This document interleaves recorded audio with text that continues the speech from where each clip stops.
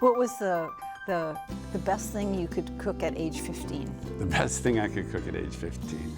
Well, I did learn to make eggs Benedict when I was about 14 years old because we had a contest. I was a Boy Scout and had a camporee, so we had to make the best campfire meal you could. And I figured out how to do eggs Benedict on a campfire, and that became my claim to fame for many years, that I had done eggs Benedict on a campfire. From cooking eggs Benedict a la campfire to incorporating local ingredients into his Hawaii restaurants, Peter Merriman is a culinary innovator. Not only has he used his talents to elevate local flavors, he credits Hawaii's many cultures as playing a crucial role in developing the menus in his restaurants and influencing what is now known as Hawaii Regional Cuisine. Peter Merriman next on Long Story Short. Long Story Short with Leslie Wilcox is Hawaii's first weekly television program produced and broadcast in high definition. Aloha mai kākou, I'm Leslie Wilcox. Starting with his first restaurant in Waimea on Hawaii Island and now on several islands under different names, Peter Merriman's restaurants feature locally sourced ingredients and local flavors. It's his signature, recognizing our many culinary traditions. Growing up in Pennsylvania, Peter knew he wanted to be a chef from the time he was young, but there was nothing in his experience or his career path that pointed toward Hawaii. Well, I was born just outside of Pittsburgh in a small mill town outside of called McKeesport, and I had a great childhood. I was a middle-class kid like everybody else. My father's a steel worker, my mother's a journalist. It was just a idyllic 1960s American lifestyle. And did you see yourself as going into the steel business like your dad? No, I never wanted to go in the steel business. When I was in college, I worked in steel mills during the summer, and that was enough to convince me that I never wanted to work in the steel business. You get good money, I imagine, in the steel mills. It was really good pay. And so, you were really fortunate if you were a college kid and were able to get summer work in a mill, but it was real tough work. It was, we had to wear flame-proof suits and helmets, and it was, some of the areas we'd work in, we could only work for 20 minutes at a time because the heat was so incredible. But that convinced me that I didn't want to do that anyway. But I had kind of decided as a teenager that I wanted to be a cook. I'd gotten exposed to Ferdinand Metz, a famous chef. I got to work for him a little bit, and I had always been interested in food, so I knew I wanted to be a chef. So the working in a steel mill was really a stepping stone to be able to afford some spending money at college, etc.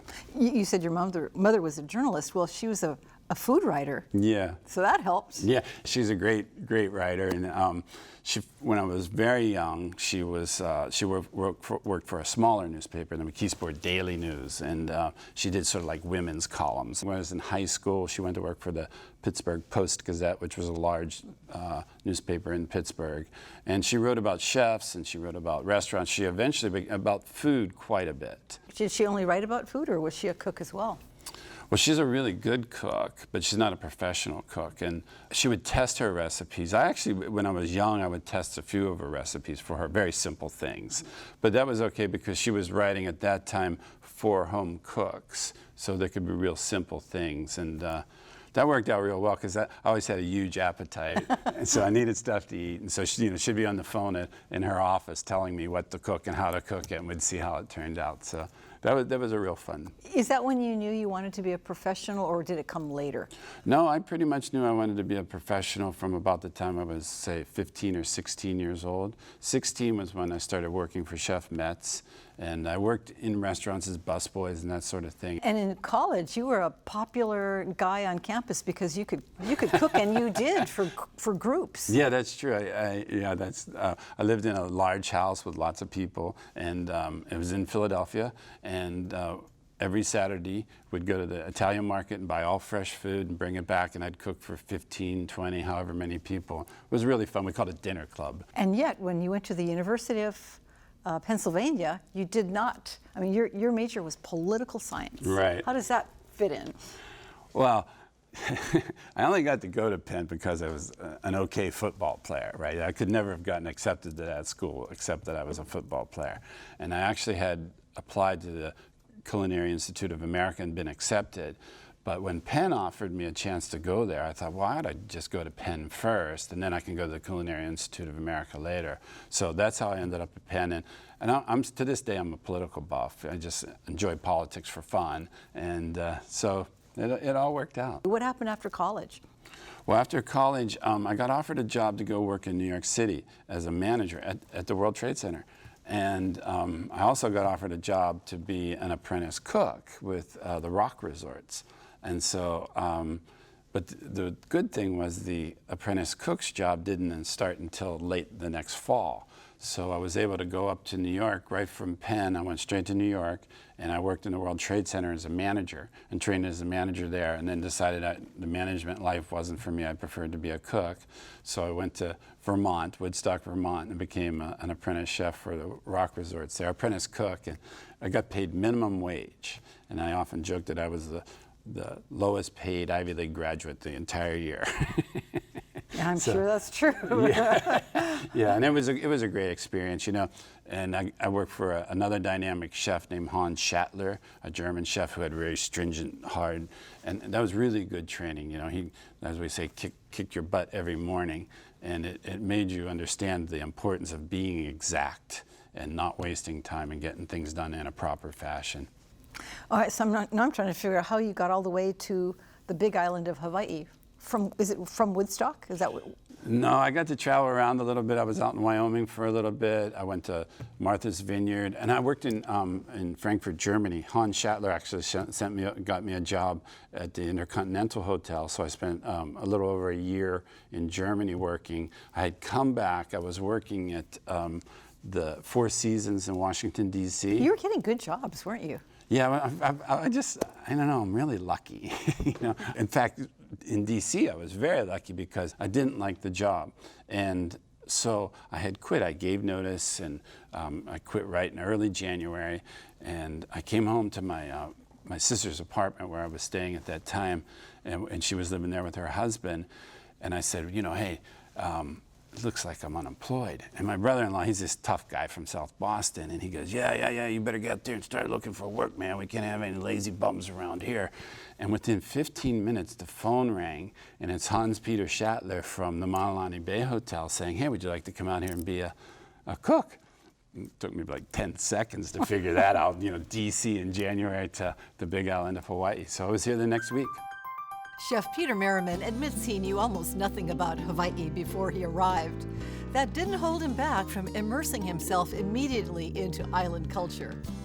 Being on the East Coast in 1982 and 83, we had no idea what Hawaii was really like. I actually thought they might speak a different language out here. And you were up for that? Yeah, I was totally up for that, right? And so I came, I had one bag, and I had $75. And from the moment I touched down at Honolulu Airport and smelt those plumerias, and I just said, man, this is a cool place. And we went over to, landed at the old Kona Airport. Remember when they had just that one little place there, and they pull your luggage in by hand? And I'm going, man, I can't believe this. And it was so great.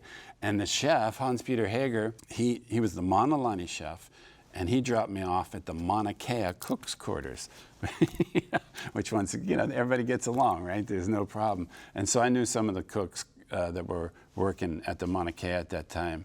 And so they said, hey, you know, you can stay here, but we don't have any room, so you can sleep outside. So I was able to sleep on the beach for about my first 6 weeks in Hawaii. And, you were able to, so that was a treat for you, right? I probably could have found a place to sleep inside. I mean, I was going, you kidding me? You know, because I had just come from cold weather and a year in Germany. You know, the fact that the cook's quarters were on this private little bay on the west coast of the Big Island, and I'm just going, yeah, this is great. This is a dream. So at this point in your cooking career, are you known for a particular specialty? Is there something that was, you know, had your touch specifically? No, at that point, I'm a line cook. And in those days, there weren't quite as many resort hotels yet. So there was like a small cadre of resort cooks who were like the top level that would travel around to the different resorts. And that's how I ended up here, really. It was because Hans Peter needed somebody, and one chef would call another chef that was in the resort business and just say, hey, you know, I need a line cook. So I was a line cook, and I loved being a line cook. I wish, you know, it's a young person's game, so I don't get to be on the line because anymore. you're juggling all kinds of things at once at different temperatures and different cooking. Absolutely. It's a lot like a sporting event, too, right? You have to be really focused, very intense, get multiple things going on, and you're incredibly reliant on other people to do their job properly, which is just like a team sports. Mm-hmm. What I most liked about working at Maunalani was getting to know the local people in Hawaii, because they were so great, you know, as everybody knows in Hawaii, and humble, and they had all this knowledge about food that I didn't understand at all. And the chef said, you know what, I want you to oversee the food that we're serving in the employee cafeteria. And a lot of cooks would have thought that was the low-line assignment, and I felt that was such a blessing that he did that for me, because that's where I learned local food, because we were cooking for local people who were working in the hotel, and things like, you know, chicken long rice, that was fantastic. You better not use non-sticky rice, right? Yeah, exactly. You know, and I think the first time I saw sticky rice pulling out of the steamer at the hotel, I'm going, who ruined the rice? You know, and everybody's laughing at me, you know, because there was so much to learn, and that was just fantastic thing to have an opportunity to do that. Well, what were the kind of things that the employees wanted to be served in the cafeteria? Oh, it was just straight ahead. I mean, I think Thursdays was lau lau, and shoyu chicken was on Friday, and it was just right down the basics. And at the same time, I joined the Kauai Canoe Club, and that was great fun. And the other thing we'd do is we'd have the potluck on Saturday after the regatta, and everybody would bring something, and I saw all these different interesting dishes. And to me, at the time, the hotels were still doing continental cuisine, right? And I'm seeing slow almondine served in this very expensive hotel, and I'm going over to this canoe club, and somebody's got beef broccoli, and somebody else has pork adobo, and I'm going, whoa, there's stuff to be done over here. And so for me, that was one of the first origins of Hawaii regional cuisine, was to see that there was really interesting stuff that just needed to be tweaked a little bit to be served in restaurants. So the inspiration was the canoe regatta potlucks. Yeah, and all the interesting people, and everybody's coming from different ethnic backgrounds, and the way it all came together, and yeah, it was just great. Isn't that interesting that you were given what you say was usually a kind of a scrub job or low-line job, and yet that turned out to be the breakthrough for you, and plus you loved it. Right. Yeah. I know. It was a happens that breakthrough way. in vision, I guess I should say. Yeah, I guess I was looking for different things too. You know, because I had worked in Europe. You know, had seen fine cuisine, and that wasn't so interesting to me. It's more interesting for me to go into somebody's home of whatever ethnicity and see what mama's cooking, you know, because that's the clues to where great things start, is from what has been done in families for generations. There's often a lot of secrets that are hidden there. And I think if you look around the world and ask chefs what they want to do on vacation, they don't want to go eat at 3-star restaurants. They want to go to ethnic places around the world. I guess there's a reason this stuff survives generations, right? You don't have to if you don't want to in your own home, so it's got to be good. That's exactly right, and often simple. And until recently, it had to be affordable. You know, once I had the opportunity to judge the Portuguese bean contest in Honokaa, and I went up to judge it, and I got to talk with all the aunties after a while, and they were telling me that in the old days there was very little meat in Portuguese bean, and I didn't know that. And then, this is like 20 years ago they were telling me this, and they said, yeah, we always put kale in there because everybody could grow kale, and it was really nutritious. You know, and I thought, man, that's really interesting. So I've been playing with kale in my Portuguese bean soup ever since, and now, like, kale's the rage. Everybody's eating kale, you know. It's true. So they knew it in Honokaa way back then, 20 years ago. Exactly, Yeah. and what's old is new again. Right, yeah, and it's nutritious. It can be grown in really poor soils. It's a great crop. So you said this was kind of the inkling of regional cuisine in your mind, when potlucks and home cooking and... Yeah. employee dining room? Yeah, I was really, when I was coming to Hawaii, I had a few days before I had to get on the airplane. So I went to the library, because it's before computers. I went to the library and I'm trying to figure out about the cuisine here. And I'm thinking, man, it's going to be this really interesting cuisine. And then when I got there in the hotels, all the hotels were doing this. We're still stuck on this continental model. I was really disappointed, because I wanted to see a cuisine which reflects society. I think that's the way cuisine should be. So to find it in an employee cafeteria, or to find it at a potluck at a canoe club regatta, was a great gift for me. Peter Merriman's education about Hawaii's many local cuisines opened his eyes to untapped culinary possibilities. It wasn't long before he got an opportunity to test his new knowledge. I left the Maunalani Bay Hotel, and the resort, the Maunalani Resort, which is a sister company, they were building a steak and lobster restaurant. And I thought I was only going to stay in Hawaii like a year or two. But I love this place, right? And the people are great, the place is great, everything's wonderful. So I had to stay. So I figured I'll just go up there and be the chef at this steak and lobster place. And when I was being interviewed for the job, the guy asked me what I thought at the time was a rhetorical question. And he said, the interviewer said to me, you know, if you could do whatever you want, what would you do for the food there? And I said, oh, I'd do regional cuisine, right? I was just like young and cocky. And so he called me up a couple days later and he said, you know, hey, you got the job. And I'm like, oh, that's great. And he said, we're going to do that regional cuisine thing. And I said, oh my gosh, it doesn't exist. But so that was the origins of it. And When you said regional cuisine, were you thinking farm to table, or what did that mean to you? well, it meant both farm to table, but it more importantly meant food that looked like the community it came from, right? And the farm to table thing was really difficult, because I would guess the population on the Big Island then was about 100,000 people. There was not many people. So almost all the food that was grown on the Big Island was meant to be shipped to Oahu or to the mainland. And so it was hard for us to find locally produced items.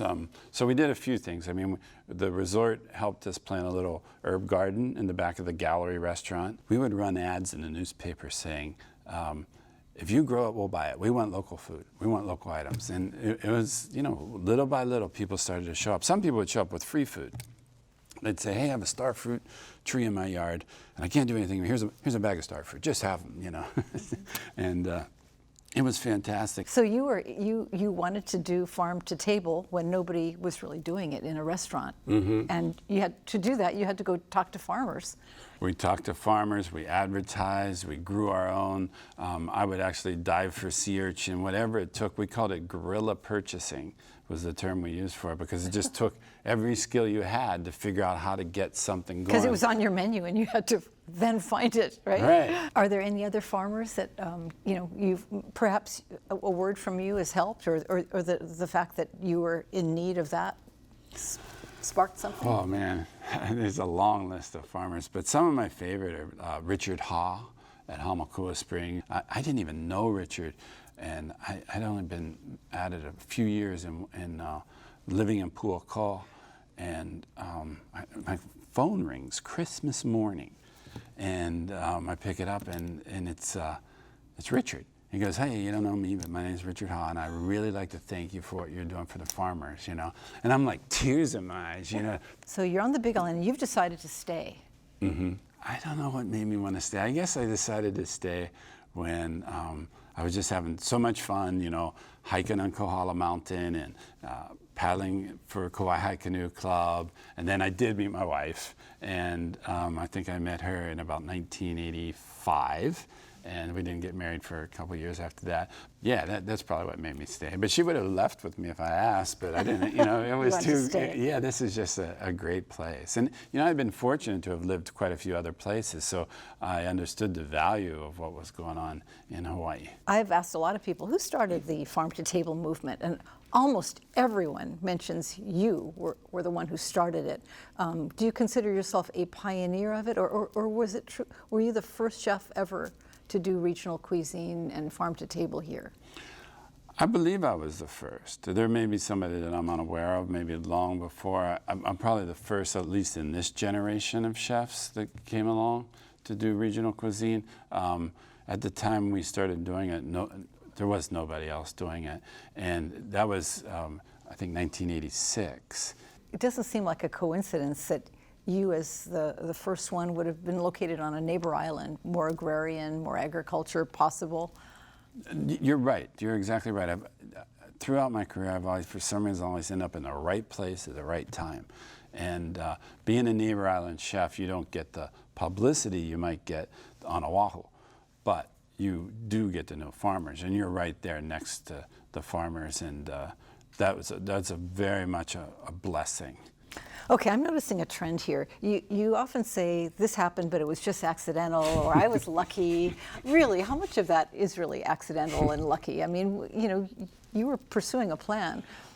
I was pursuing a plan, but you know, if I'd have been born 20 years earlier or 20 years later, it wouldn't have happened to me. So I always say, hey, look, maybe I was good at taking advantage of the opportunities put in front of me, but they were put in front of me. So, and if it hadn't been me, it would have been somebody else. So I think it is, I like to call it fortunate more than lucky. It's just a slight difference there. I was very fortunate. After working in a number of fine dining establishments, Peter Merriman decided it was time to open his own restaurant, a dream that required money, hard work, and a good sampling of luck. Of course, when you started Merriman's restaurant in Waimea on the Big Island, you weren't lucky in the sense that it wasn't a ta-da, done. I mean, it took I was kind of hard unlucky. Yeah, it was really slow for a lot of years. And why'd you stick with it? I didn't have a choice.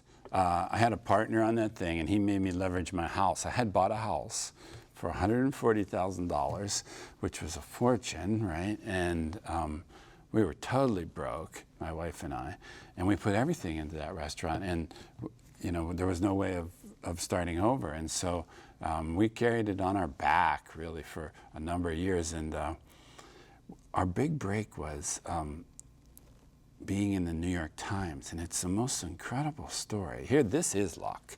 So there's a famous food writer for the New York Times. His name was Johnny Apple, right? And so I'm cooking lunch one day, and lunch is kind of over, and I'm in the back literally washing pots.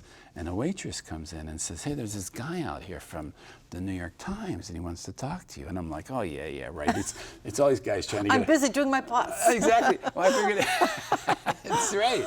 I figured it's a guy trying to get a free meal. And I told her, tell him I'm busy, you know. And she comes back in and says, hey, he's insisting that you go out. And so I go out to see him. And he goes, oh, hey, I'm Johnny Apple. I'm like, whoa, Johnny Apple, you know. And he goes, yeah, we were just driving by, and we were hungry, so we stopped in. I said, wow, that's fantastic. And I said, let me buy your lunch. He said, no way. And he said, if you buy my lunch, I'm not allowed to write about you. I said, oh, you can pay double if you like. No, but, and then Johnny Apple wrote about us in the New York Times, and it changed our world. What did he write about you? Just that we were doing the local cuisine thing, and that we were, you know, and that we're very provincial, and he really liked that. He got that. You know, our phones started ringing. People from New York, literally, our slowest nights were like under 40 people served in a single night, right? And our phone starts ringing and says, I'm going to be there in 30 days, and you have to get me in your restaurant. You have to get me in the... And we were so slow, I would answer the phone, right? I'd be like, oh, I think I can squeeze you in 30 days. So that was what really changed everything for us. Not only people from New York were coming, right? I mean, the word spread. Yeah, we were, once again, we kept being lucky, and we ended up in the LA Times liked us a lot, and the Chicago Tribune Herald liked us a lot. Did the outsider writers have a favorite? Well, you know, I think a lot of people learned to like us with the lamb from the Kahua Ranch lamb, and that lamb we started buying way back in, I think, '86 from Monty Richards. I called him up. I didn't know him.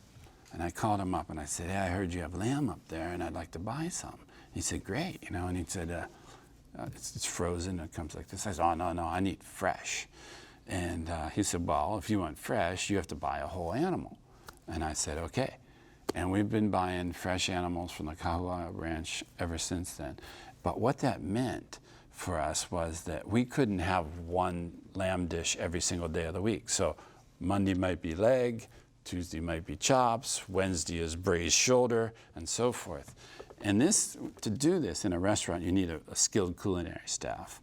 And so I think that the skilled writers understood that to be able to do that, that's very much like Provence, right? And now they call that snout to tail, right? Yeah, we weren't calling it snout to tail, we were calling it trying to get it fresh.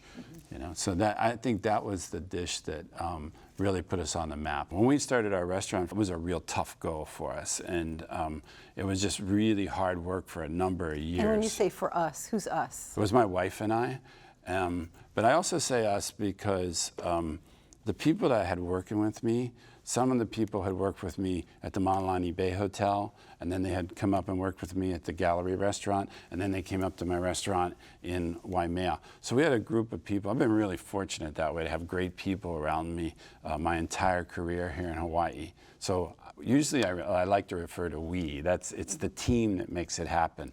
I get the credit, but it was really the team that did all the work. With the help of his many mentors, Peter Merriman found a new direction in life that was far from the steel mills of Pennsylvania. And with his willingness to immerse himself into Hawaii's potluck gatherings, canoe clubs, and farm communities, he found a fresh and exciting way to serve Hawaii diners and to present Hawaii to the world. Mahalo to Peter Merriman, now a Maui resident, for sharing his stories with us. And mahalo to you for joining us. For PBS Hawaii and Long Story Short, I'm Leslie Wilcox. Ahui ho. For audio and written transcripts of all episodes of Long Story Short with Leslie Wilcox, visit pbshawaii.org. To download free podcasts of Long Story Short with Leslie Wilcox, go to the Apple iTunes Store or visit pbshawaii.org. I cook all the time. Even like some friends, we just went to Sonoma and rented a house, and I was cooking the whole time, and they kept saying, well, why are you cooking? And I said, I'm like a guitar player. I want to play it all the time. It's not that it's work for me, it's enjoyment. And that's true, that is true till today. To this day, yeah, I love to cook. And it's kind of like I jones it if I don't cook, right? I need to go cook something because I haven't cooked for a while. So, and I love challenges, like a new product will show up, or we're having a trouble with a certain dish in the restaurant. So I'll take it to my home kitchen and work it out, and then bring it back to the chefs and tell them what I have found, and they take it from there.